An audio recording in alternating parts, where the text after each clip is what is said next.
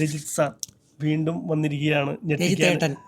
രജിത് ചേട്ടൻ സാറെന്ന് വിളിച്ചാൽ സമ്മതിക്കൂല, രജിത് ചേട്ടനാണ്. രജിത് ചേട്ടൻ വീണ്ടും വന്നിരിക്കുകയാണ് ഞെട്ടിക്കാനായിട്ട്. ഈ പ്രാവശ്യം കഴിഞ്ഞ വർഷം വക്കീലായിട്ട് കണ്ട് അത് നല്ല ഒരു പെർഫോമൻസ് ആയിരുന്നു. പക്ഷെ ആ സിനിമ കണ്ടു കഴിഞ്ഞപ്പോൾ ശ്രീമർ ഭയങ്കര ഇഷ്ടപ്പെട്ടു കേട്ടോ. നല്ലൊരു നാച്ചുറൽ പെർഫോമൻസ് ആയിരുന്നു. അപ്പോൾ വീണ്ടും വന്നിരിക്കുന്ന ആലി. എന്താണ് ആലി? ആലി എന്ന് പറയുന്നത് ഓഗസ്റ്റ് 14 റിലീസ് ചെയ്യുകയാണ്. അത് കുറേ എന്ന് വെച്ചാൽ ത്രൂ ഔട്ട് വേഷമാണ്. ത്രൂ ഔട്ട് ഒരു തകർപ്പൻ ക്യാരക്ടർ തന്നെയാണ്. എനിക്ക് ഈ സിനിമയുടെ പ്രത്യേകത, ആലി എന്ന് പറയുന്ന സിനിമയുടെ പ്രത്യേകത, ഞാൻ ബിഗ് ബോസിലൂടെ പറഞ്ഞൊരു വാക്ക് പാലിക്കാനും കൂടെ പറ്റിയൊരു സിനിമയാണ്. കാരണം ഞാൻ ബിഗ് ബോസിൽ വെച്ച് പറഞ്ഞിട്ടുണ്ടായിരുന്നു, കിങ് മേക്കർ ആവാനും എനിക്കിഷ്ടമാണെന്ന്. അല്ലേ? നിങ്ങൾക്ക് തന്നെ അറിയാം, ഞാൻ താഴെത്തട്ടി നിൽക്കുന്ന പലരെയും കൈപിടിച്ചുയർത്താറുണ്ട്. അല്ലേ? അത് പ്രത്യേകിച്ച് കഴിവുള്ളവരാണെങ്കിൽ ഞാൻ മാക്സിമം പ്രോത്സാഹിപ്പിക്കുക, അല്ലാതെ തള്ളിയിടുന്ന പരിപാടിയൊന്നും എനിക്കില്ല. മറ്റൊരാൾ വളർന്നുപോയി എന്ന് പറഞ്ഞാൽ എനിക്ക് അസൂയയില്ല. അപ്പോൾ ഈ സിനിമയിൽ കാസ്റ്റിംഗ് ചീഫ് എന്ന് പറയുന്ന റോള് ഞാൻ ആദ്യമായി ഈ സിനിമയുടെ കാസ്റ്റിംഗ് ഡയറക്ടറായിരുന്നു. 4 പടങ്ങൾക്ക് ഞാൻ അസിസ്റ്റൻറ്റ് ഡയറക്ടറായിരുന്നു. പക്ഷേ ആലി എന്ന് പറയുന്ന കൃഷ്ണ പ്രിയദർശൻ സംവിധാനം ചെയ്ത ഈ സിനിമയുടെ പോസ്റ്റർ നോക്കിയാൽ മതി, കാസ്റ്റിംഗ് ഡയറക്ടർ എന്ന് പറയുന്ന, അല്ലെങ്കിൽ കാസ്റ്റിംഗ് ചീഫ് എന്ന് പറയുന്ന ആ റോള് എനിക്ക് നന്നായി ചെയ്യാൻ പറ്റി. ആ സമയത്ത് എന്നോടൊപ്പം പല സിനിമകളിൽ, ഇപ്പം ഞാൻ 36 പടങ്ങൾ കഴിഞ്ഞു. അപ്പോൾ ഇതിനകത്ത് എൻ്റെ ആ സമയങ്ങളിൽ ചെയ്ത പല ആർട്ടിസ്റ്റുകൾ, ഏകദേശം 32ഓളം ആർട്ടിസ്റ്റുകളെയാണ്, കൃഷ്ണപ്രസാദ് ആണെങ്കിലും ലതയാണെങ്കിലും കൈലാഷ് ആണെങ്കിലും മിക്കവാറും 90% ആർട്ടിസ്റ്റുകളെ ഞാൻ തന്നെയാണ് സെലക്ട് ചെയ്ത് കൊടുക്കുകയും അവർക്ക് എല്ലാവർക്കും കൃത്യമായിട്ട് ഏറ്റവും താഴെ അറ്റത്ത് നമ്മൾ ജൂനിയർ ആർട്ടിസ്റ്റ് എന്ന് പറയുന്ന ആ ആർട്ടിസ്റ്റുകൾക്ക് പോലും പേയ്മെൻറ്റ് സഹിതം എല്ലാം ഗംഭീരമായി നടത്തി പക്ക ചെയ്ത് പൂർത്തീകരിക്കാൻ കഴിഞ്ഞ ഒരു സിനിമയാണ് ആലി. അപ്പോൾ അതുകൊണ്ട് ഒരു പ്രൊഡക്ഷൻ കൺട്രോളറും കാസ്റ്റിംഗും കൂടി ആയിരുന്നു. അതെ, കാശ് വാങ്ങിച്ചു കൊടുത്തു. ശരി, കാശ് വാങ്ങിച്ചു കൊടുത്തു. നമ്മളെ ഏൽപ്പിക്കുന്ന ജോലി പെർഫെക്റ്റായിട്ട് ചെയ്യുക. എനിക്ക് പലപ്പോഴും പൈസ കിട്ടാറില്ല, നല്ല ഊണും കിട്ടും, കിടക്കാൻ സ്ഥലം കിട്ടും. പക്ഷേ അങ്ങനെയൊക്കെ എല്ലാം അല്ല, ഞാൻ എൻ്റെ തൊഴിലും കൂടെയാണിത്. കാരണം എന്നെയും പ്രതീക്ഷിച്ചിരിക്കുന്ന, ചാരിറ്റിക്ക് ഇരിക്കുന്ന ഒരുപാട് ആൾക്കാരുണ്ടെന്നറിയാം. എന്നാലും ഒരു ആർട്ടിസ്റ്റ് എന്നുള്ള നിലയിൽ നമുക്ക് എന്തുമാത്രം സമൂഹത്തിന് കൊടുക്കാം എന്നുള്ള തലത്തിൽ ഞാൻ പലപ്പോഴും ഭഗവത്ഗീതയിലെ നിഷ്കാമ കർമ്മം എന്ന് വെച്ചാൽ കർമ്മം ചെയ്യാൻ മാത്രമേ എനിക്ക് അവകാശമുള്ളൂ എന്നും കർമ്മബലം തരുന്നത് സർവേശ്വരനാണെന്ന് വിശ്വസിക്കുന്ന ആളാണ്.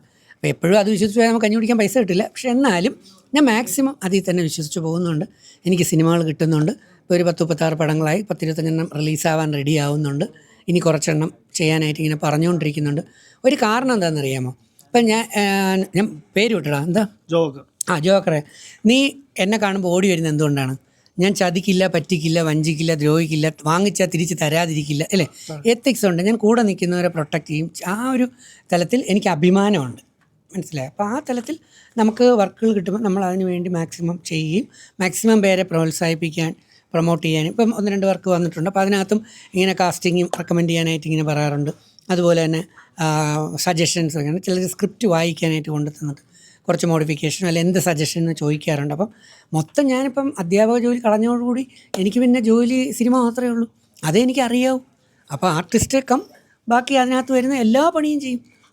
എന്താണ് ഈ ആലിയിലെ ക്യാരക്ടർ എന്ന് പറയുമ്പോൾ ആ ക്യാരക്ടർ ഡിഫറൻ്റാണ്, സംതിങ് ഡിഫറൻ്റാണ്. ഈ സിനിമ തന്നെ ഒരു ഡിഫറൻ്റാണ്. കാരണം ഓണത്തിന് വ്യത്യസ്തമായ വലിയ വലിയ പടങ്ങൾ വരുന്നുണ്ടെങ്കിലും ഇതും ഒട്ടും ചെറിയ പടമല്ല.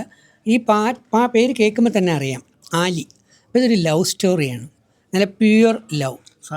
അല്ല, ഞാനല്ല ഇതിനകത്ത് തീർച്ചയായിട്ടും അതിന് റൊമാൻസ് ചെയ്യണമെന്ന് ആഗ്രഹിക്കാൻ ഏതെങ്കിലും ഡയറക്ടർ എനിക്ക് അതിനനുസരിച്ച് ഒരു നടിയെ തരണ്ടേ, തരുമായിരിക്കാമെന്ന് പ്രതീക്ഷിക്കുന്നു. അതെ, എനിക്ക് തീർച്ചയായിട്ടും എല്ലാ ആർട്ടിസ്റ്റുകളും ആഗ്രഹിക്കുന്നു. എനിക്ക് മഞ്ജു വാര്യരോടൊപ്പം അഭിനയിക്കാനാണ് എനിക്ക് കൂടുതൽ താല്പര്യം. മഞ്ജുവിൻ്റെ അമ്മയോട് ഞാൻ ചാൻസ് ചോദിച്ചിട്ടുണ്ട്. കാരണം തൃശ്ശൂർ ഒരു ഷൂട്ട് നടന്നപ്പോഴത്തേക്ക് അമ്മ അവിടെ ഉണ്ടായിരുന്നു. അപ്പോൾ അമ്മയുടെ കാലൊക്കെ ഞാൻ തൊട്ട് ഞാൻ പറഞ്ഞു, ഞാൻ മഞ്ജുവിൻ്റെ കട്ട ഫാനാണ്, എനിക്ക് മഞ്ജുവിനോടൊപ്പം ഒരു വേഷമെങ്കിലും, ഒരു ചെറിയ വേഷമെങ്കിലും ചെയ്താൽ കൊള്ളാം എന്ന് ഞാൻ ആഗ്രഹിച്ച് പറഞ്ഞിട്ടുണ്ട്. മഞ്ജുവിനോട് പറയാമെന്നും പറഞ്ഞിട്ടുണ്ട്. പക്ഷേ ഇതുവരെയും മഞ്ജുവിനെ എനിക്ക് നേരിട്ട് കാണാനോ അല്ലെങ്കിൽ ആ ഒരു അവസരം കിട്ടിയിട്ടില്ല. കിട്ടുമായിരിക്കാം, ചിലപ്പോൾ ഇല്ലായിരിക്കാം. അതെനിക്കൊരു വിഷയമല്ല. ആഗ്രഹങ്ങളുള്ളത് നല്ലതല്ലേ, ചോദിക്കുന്നതിനും കുഴപ്പമില്ലല്ലോ. തീർച്ചയായിട്ടും. പക്ഷെ കാണാൻ പറ്റുന്നില്ല, അവരൊക്കെ വേറെ ലെവലിൽ നിൽക്കുന്നില്ല. ഞാനൊക്കെ ഇനി താഴെത്തട്ടിലല്ലേ.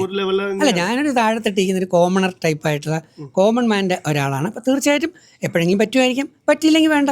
പക്ഷേ നമ്മൾ ആഗ്രഹിക്കുകയും അതിനുവേണ്ടി പ്രവർത്തിക്കുകയും ചെയ്യുന്നുണ്ട് എന്നുള്ളതാണ്. ഇതിൽ യൂത്തിൻ്റെ 2 റൊമാൻസാണ്. അപ്പോൾ അതിന് 2 ഫാമിലിയിലുണ്ടാകുന്ന പ്രശ്നങ്ങളാണ്. അപ്പോൾ ഇത് ഒരു സംസ്ഥാനത്തിൽ മാത്രം നടക്കുന്ന കഥയല്ല, തമിഴ്നാട്ടിലും കേരളത്തിലും കൂടെ നടക്കുന്ന കഥയാണ്. 2 രാജ്യങ്ങളിൽ നടക്കുന്ന കഥയാണ്. ഇന്ത്യയിൽ മാത്രമല്ല, ഇത് അറേബ്യൻ രാജ്യങ്ങളിലും ഇതിൻ്റെ ഭാഗമുണ്ട്. പ്രവാസികളായ കുറേ പേര് അഭിനയിക്കുന്നുണ്ട്. ഈ സിനിമയുടെ മറ്റൊരു പ്രത്യേകത 8 പാട്ടുകളുണ്ട് എന്നുള്ളതാണ്. ഹൃദ്യമായിട്ടുള്ള ബെല്ലി ഡാൻസിൻ്റെ അറേബ്യൻ പാട്ട് ഉൾപ്പെടെ, അതൊന്നും പ്രൊമോഷനിൽ കൊടുത്തിട്ടില്ല, പക്ഷേ ആ അറേബ്യൻ ഡാൻസ് ഉൾപ്പെടെ 8 പാട്ടുകൾ, വളരെ ടച്ചിങ് ആയിട്ടുള്ള പാട്ടുകളുണ്ട്. ഇത് ഒരേ സമയം തമിഴ്നാട്ടിലും കേരളത്തിലും റിലീസ് ചെയ്യുന്നു. ഓഗസ്റ്റ് 14 തമിഴിലും മലയാളത്തിലും റിലീസ് ചെയ്യുകയാണ്. അപ്പം ഈ സിനിമയിൽ 2 ലാംഗ്വേജും അപ്ലൈ ചെയ്തിട്ടുണ്ട്. അങ്ങനെ എല്ലാവർക്കും കണ്ട് രസിക്കാൻ പറ്റുന്ന ഒരു ഓണത്തിനുള്ള ഒരു നല്ല സദ്യ പോലെ തന്നെയാണ് കൃഷ്ണ പ്രിയദർശൻ ഈ സിനിമ അണിയിച്ചൊരുക്കിയിരിക്കുന്നത്. ഇതിനകത്ത് എൻ്റെ റോൾ എന്ത് എന്ന് ചോദിച്ചു കഴിഞ്ഞാൽ, ഞാൻ ജഗതി ചേട്ടൻ്റെ ഭയങ്കര കട്ട ഫാനാണ്. അപ്പോൾ ഒരു ജൂനിയർ ജഗതി ചേട്ടനെ പോലെയുള്ള, അത്രയൊന്നും അല്ല, പക്ഷേ ജൂനിയർ ജഗതി ചേട്ടനെ പോലെയുള്ള കുറച്ച് കാര്യങ്ങൾ ചേർത്ത് വെച്ചുകൊണ്ടുള്ള കുറച്ച് സംഭവങ്ങളുണ്ട്. കോമഡിയും സീരിയസും എല്ലാം ഉണ്ട് അതിനകത്ത്. ഞാൻ എന്ത് പറഞ്ഞാലും കൈവിട്ടു പോകും. അതുകൊണ്ട് ഞാൻ വളരെ ബ്രിമ്മിൽ ലൈനിൽ നിന്നാണ് അത് പറയുന്നത്. കാരണം നമ്മളതിനകത്ത് ത്രെഡും അതിനകത്ത് സസ്പെൻസും പുറത്തു വിടാൻ പാടില്ലല്ലോ. പക്ഷെ ഒരു കാര്യം ഉറപ്പാണ്, നിങ്ങൾ ചിരിക്കും, നന്നായി ചിരിക്കും, പൊട്ടിച്ചിരിക്കും, ആത്മാർത്ഥമായി ചിരിക്കും. ചില സ്ഥലങ്ങളിൽ നിങ്ങളുടെ കണ്ണിൽ വെള്ളം നിറയുകയും ചെയ്യും, കരയുകയും ചെയ്യും. അതിൻ്റെ ഒരു ഇമോഷണലും കൂടെ. ഞാൻ ഡബ്ബിങ്ങിൻ്റെ കുറേ പാർട്ടുകൾ, എൻ്റെ പാർട്ടും കൂടാതെ ഞാൻ കുറേ സീനുകളുണ്ട്, ത്രൂട്ട് ക്യാരക്ടറാണ്.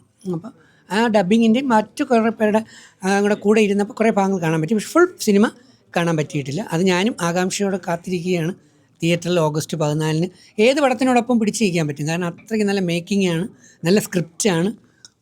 അതുകൊണ്ട് ദൈവം ഞങ്ങളെ കൈവിടിയില്ല. അതുപോലെ മലയാളി പ്രേക്ഷകർ തീർച്ചയായിട്ടും ബിഗ് ബോസിലൊക്കെ എന്നെ കൈപിടിച്ച് കയറ്റിയ എൻ്റെ മലയാളി പ്രേക്ഷകർ, അവർക്കറിയാം ഞാൻ സിനിമ ചെയ്യുന്നത് സമ്പത്തികം ഉണ്ടാക്കുന്നെങ്കിൽ അത് എൻ്റെ ഭാര്യയ്ക്കോ മക്കൾക്കോ കുടുംബത്തിന് വേണ്ടിയല്ല. ഞാൻ മേക്കപ്പ് ഇടുന്നത്, ഞാൻ വേഷം കെട്ടുന്നത് സമൂഹത്തിന് വേണ്ടിയാണ്. അപ്പോൾ ആ സമൂഹത്തിന് വേണ്ടി ഞാൻ എൻ്റെ അസറ്റാണ്, അത് ഗുണമുള്ള ആളാണ്. അസത്തല്ല, അസറ്റാണ്, ഗുണമുള്ള ആളാണ്. രജിത്തേട്ടനെ വളർത്തിയാൽ, രജിത്തേട്ടനെ സഹായിച്ചാൽ തീർച്ചയായിട്ടും രജിത്തേട്ടൻ്റെ രക്തം ജീവനും നൽകി ഞാൻ എൻ്റെ സമൂഹത്തിനെ തിരിച്ച് നന്ദിയോടെ പ്രവർത്തിച്ചിരിക്കുമെന്ന് എനിക്ക് ഉറച്ച് വിശ്വാസമുണ്ട്. കാരണം നന്ദി എനിക്ക് കുറച്ച് കൂടുതലാണ്. അതുകൊണ്ടാണ് നമ്മളിങ്ങനെ നടന്ന് വെള്ളം കുടിക്കുന്നത്. പക്ഷെ നന്ദി കേട് ഒരിക്കലും യാതൊരു കാരണവശാലും കാണിക്കില്ല. കാരണം ഖുറാനിലും ബൈബിളിലും വേദത്തിലൊക്കെ പറഞ്ഞിട്ടുണ്ട്, ജനങ്ങൾ ധാരാളം പേരും നന്ദിയില്ലാത്തവരാണ്. പക്ഷേ അപ്പോൾ നമ്മളങ്ങനെ ആവാനായിട്ട് പാടില്ല. എനിക്ക് നിന്നോട് പറയാനുള്ളത്, ആരെങ്കിലും നിന്നെ സഹായിച്ചിട്ടുണ്ടെങ്കിൽ നന്ദിയോടെ ഓർക്കുക, നന്ദിയോടെ അവരുടെ പേരെടുത്ത് പറയുക. അതിൻ്റെയൊക്കെ ഒരു ബ്ലെസ്സിങ് എന്ന് പറയുന്നത് അത് മറ്റൊരു ലെവലിൽ നമുക്ക് കിട്ടുമെന്നുള്ളതാണ്. Thank you. അപ്പോൾ താങ്ക് യു. കാണാൻ മറക്കണ്ട. ഓഗസ്റ്റ് 14 മഴയൊക്കെയാണ്. അല്ല, അതെല്ലാം ഓക്കെ. അതുപോലെ തന്നെ പൃഥ്വിരാജിന്റെ ഖലീഫയുണ്ട്, അതിനോടൊക്കെയാണ്. ആയിക്കോട്ടെ മോനെ, അത് പക്ഷേ അവിടെയും പേടിച്ച് പിന്മാറാത്ത ഒരു ലേഡി ഡയറക്ടറാണ്. ഒരു സ്ത്രീപക്ഷ സിനിമയാണ്. അങ്ങനെ വമ്പൻ സിനിമകൾ വരുമ്പോഴും പേടിച്ച് പിന്നോട്ട് മാറാതെ തൻ്റെ പടവും ഈ ഓണത്തിന് തന്നെ ജനങ്ങളിലേക്ക് എത്തിക്കണമെന്ന് ആഗ്രഹിച്ചുകൊണ്ട് ഒരു സ്ത്രീ, ഒരു ലേഡി ഡയറക്ടർ മുന്നോട്ട് വരുമ്പോൾ നമ്മൾ കൈപിടിച്ച് പ്രോത്സാഹിപ്പിക്കുകയാണ് വേണ്ടത്. കുറേ 10-40 തിയേറ്റർ ഉണ്ടാകുമെന്ന് തോന്നുന്നു. ഇനി അതൊക്കെ പ്രൊഡക്ഷൻ ടീമിൻ്റെ കയ്യിലുള്ളതാണ്. അപ്പോൾ ഈ സംഭവത്തിൽ നമ്മൾ പേടിച്ചോടേണ്ട ആവശ്യം എന്താ? അപ്പോൾ ഖലീഫയോടും ബത്ലഹേമിനോടും അതുപോലെ അയാം ഗെയിമിനോടും ദുൽഖറിനോടൊക്കെ പിന്നെ തീർച്ചയായിട്ടും ഞാൻ ചോദിക്കട്ടെ, നമ്മളെ ഏറ്റവും നല്ല പ്രോഡക്റ്റ് ഉണ്ടാക്കിയിട്ടുണ്ട്. അതുപോലെ തന്നെ ഇപ്പം നമുക്ക് ആരെ പേടി, ഇൻ്റർനാഷണൽ പടങ്ങൾ വരട്ടെ, സ്പൈഡർമാൻ വരട്ടെ, ഞങ്ങൾ ഏറ്റുമുട്ടാൻ തയ്യാറാണ്. കാരണം മേക്കിങ്ങും ക്വാളിറ്റി എന്ന് പറയുന്നതിന് യാതൊരു കോംപ്രമൈസും ചെയ്തിട്ടില്ലാതെ ഏറ്റവും നന്നായിട്ട് ചെയ്തിട്ടുള്ള ഒരു പടമാണ്, അല്ലേ? അതുകൊണ്ട് thank you, all the best. നന്നായി, താങ്ക് യു. കണ്ടിട്ട് അഭിപ്രായം പറയണം. പിന്നെ ഉറപ്പല്ലേ, ഉറപ്പായിട്ട് നമുക്ക് ഉണ്ടാവേണ്ടി.